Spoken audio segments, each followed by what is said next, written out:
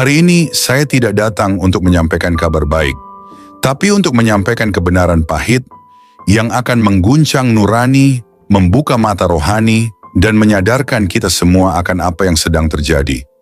Karena kita hidup di masa yang paling berbahaya dalam sejarah dunia. Kerajaan Allah melawan kerajaan Persia yang lama. Kebenaran yang kekal melawan kebohongan agama yang dipelihara turun-temurun. Dan salah satu bangsa yang sedang berdiri di tepi kehancuran adalah bangsa Iran. Nubuat yang telah tertulis.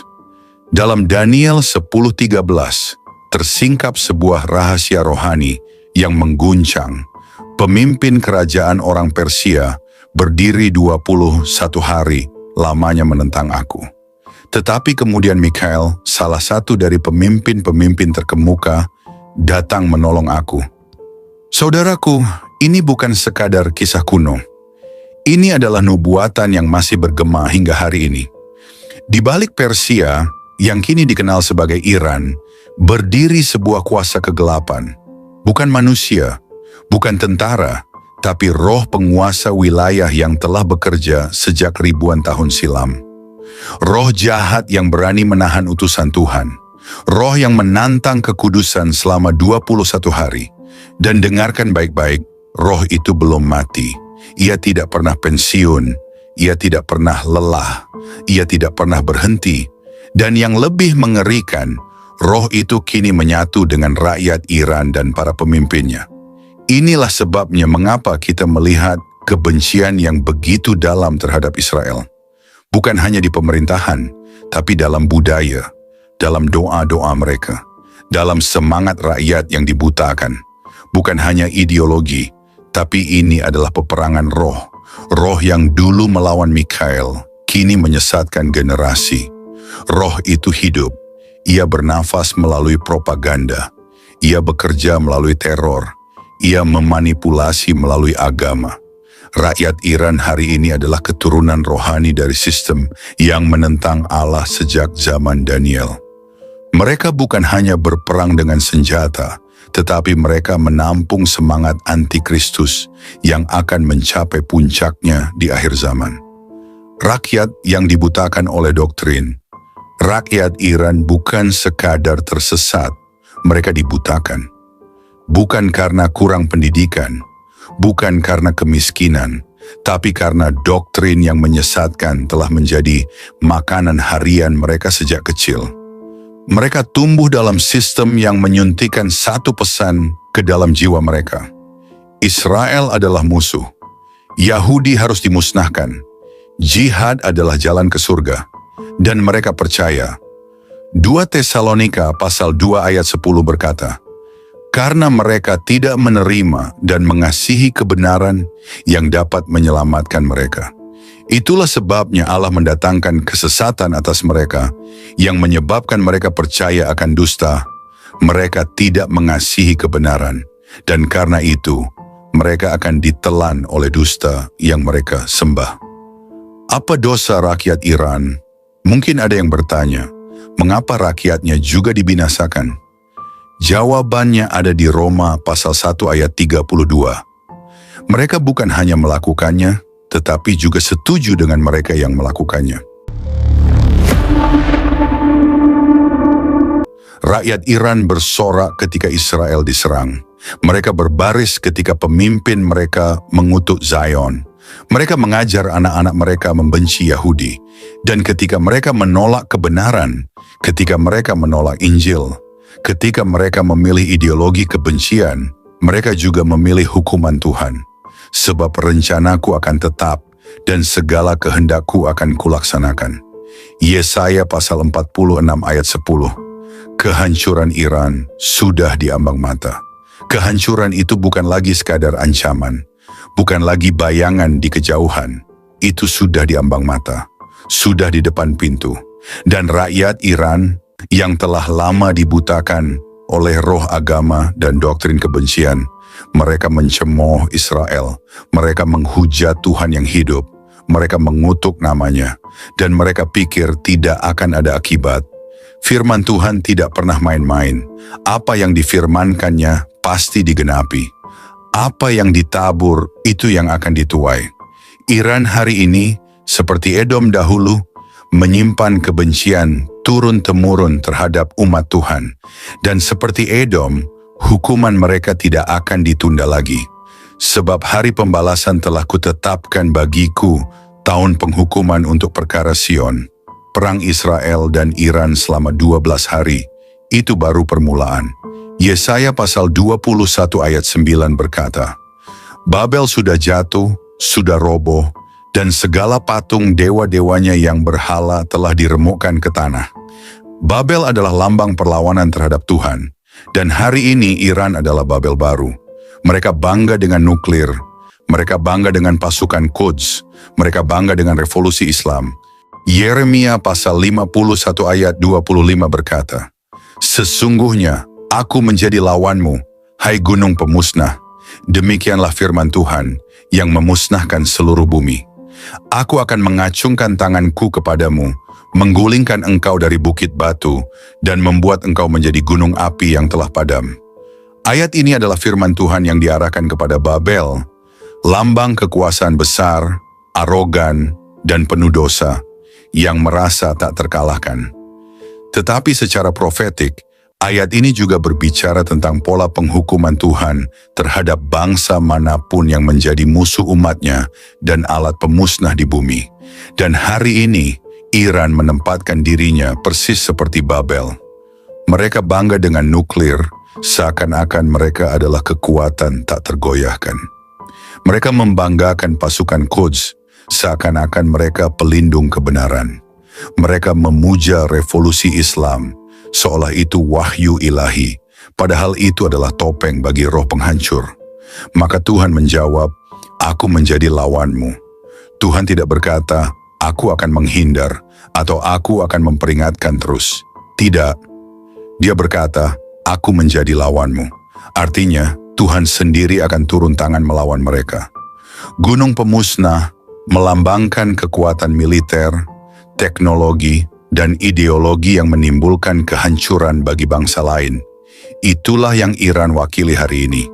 Tuhan berkata, aku akan mengacungkan tanganku, yaitu kuasa ilahi untuk menjatuhkan.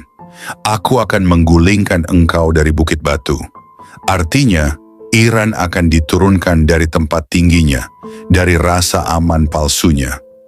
Aku akan membuat engkau menjadi gunung api yang telah padam, yaitu kekuatan yang hancur, mati, tak lagi ditakuti.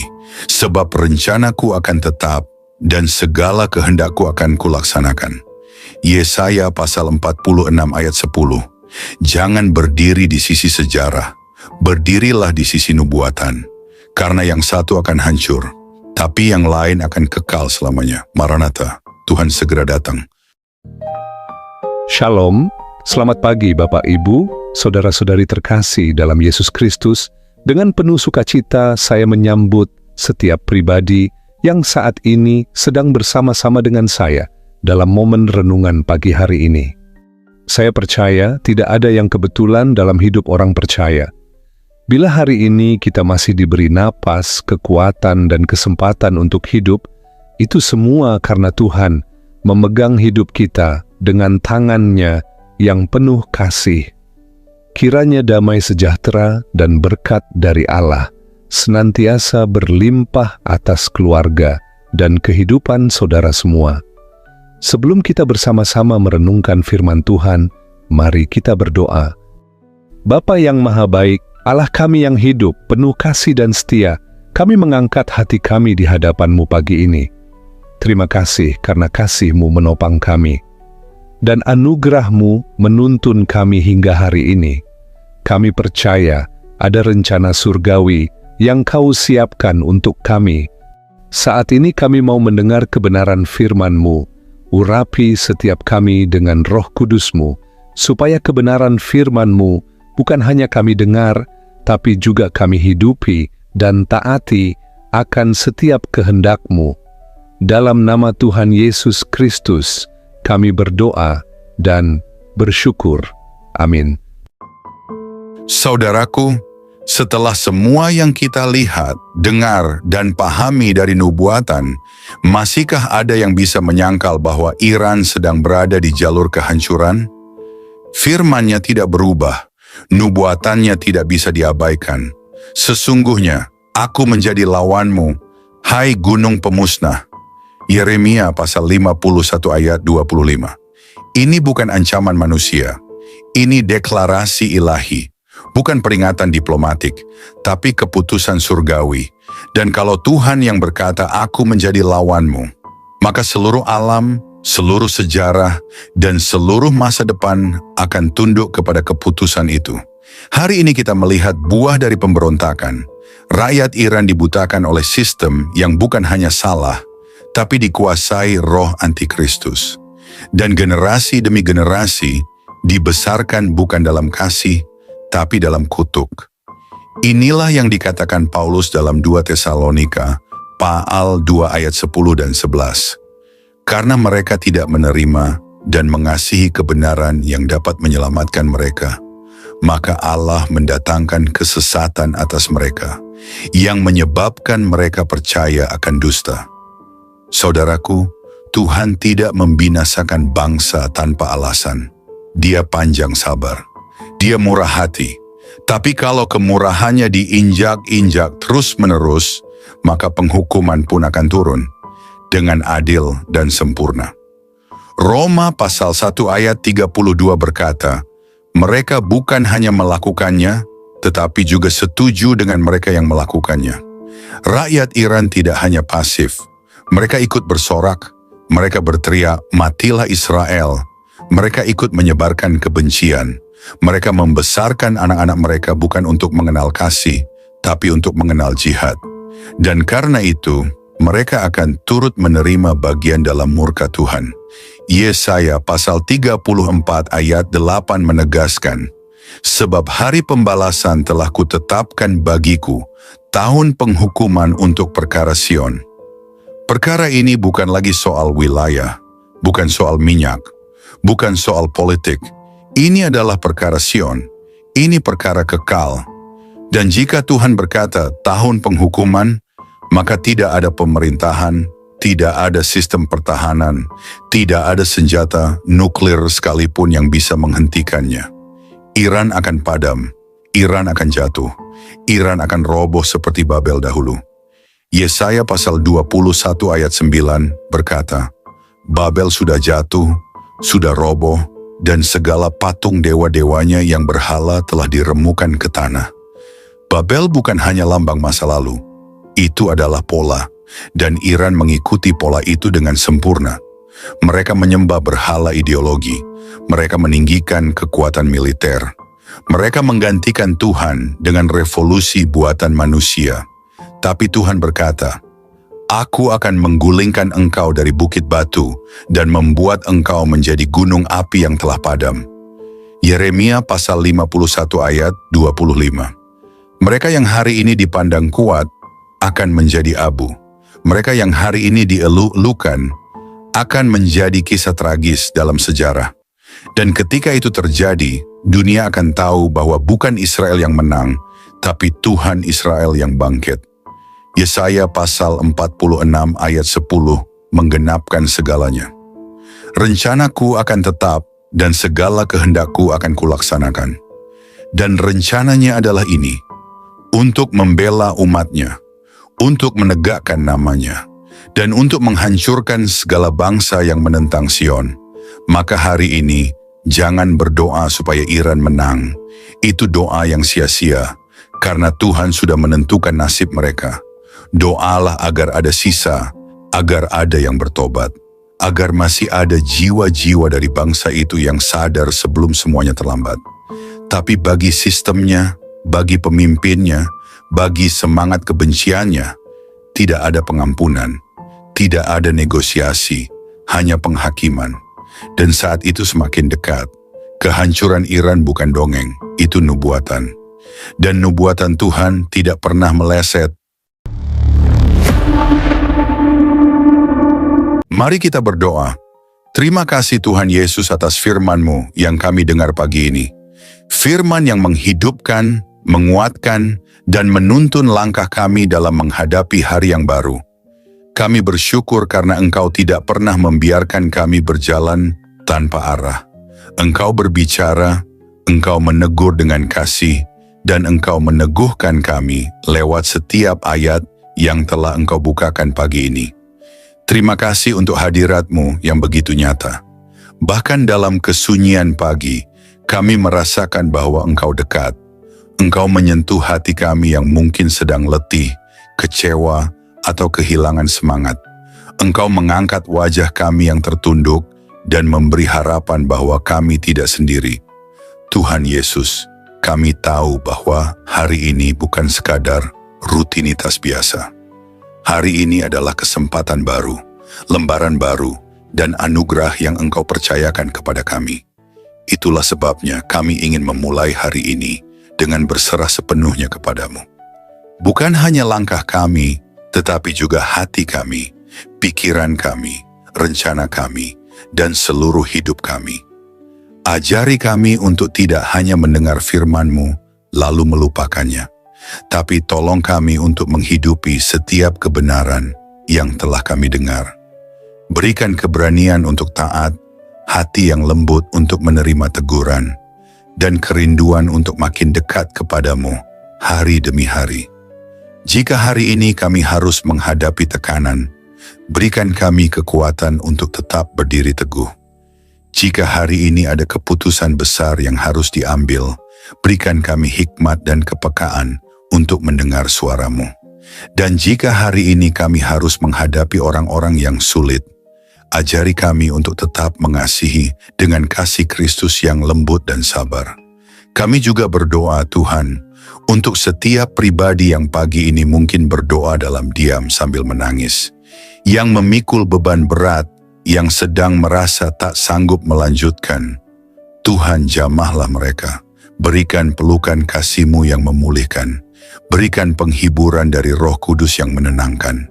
Bangkitkan kembali semangat hidup mereka dan nyalakan kembali api iman yang mungkin mulai padam. Bagi yang sedang sakit, kami minta kesembuhan-Mu. Bagi yang sedang berduka, berikan kekuatan surgawi.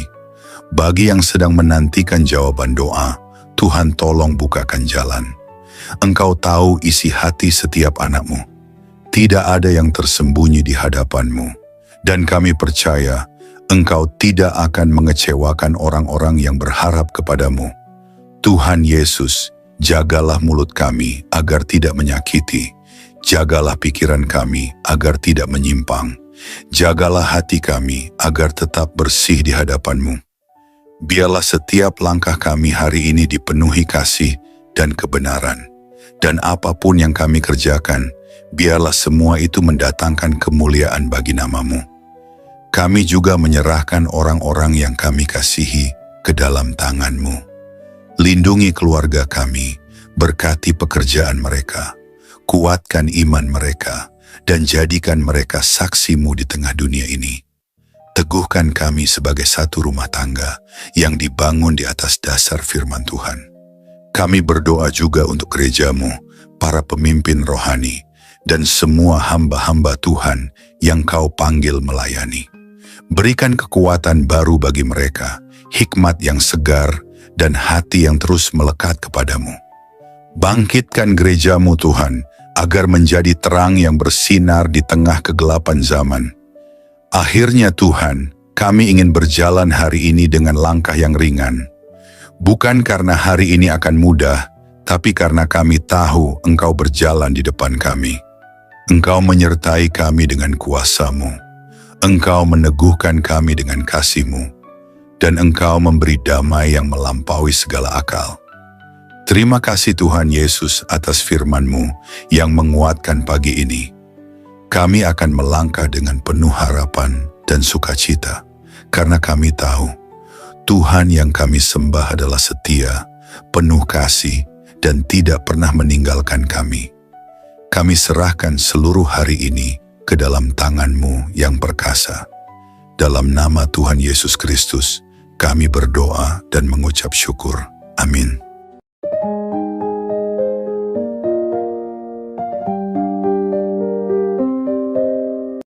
Terima kasih telah meluangkan waktu untuk mendengarkan renungan pagi ini.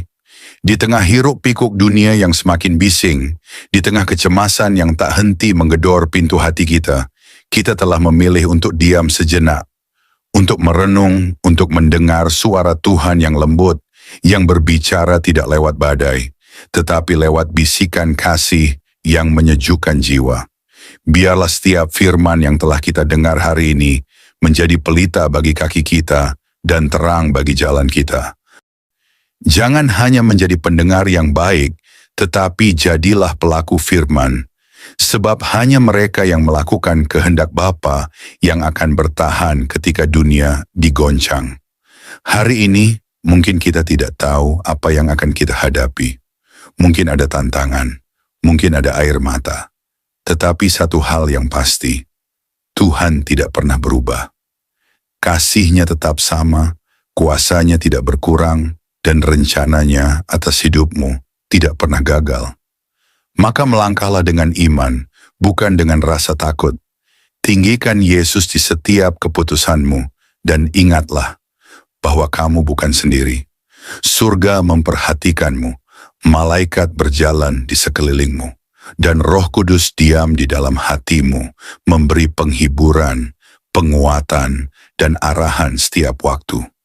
Sampai kita bertemu kembali dalam renungan yang akan datang, tetaplah haus akan kebenaran, tetaplah rendah hati di hadapan Tuhan, dan tetaplah menjadi terang di tengah dunia yang gelap. Selamat pagi. Selamat menjalani hari bersama Yesus. Tuhan Yesus memberkati.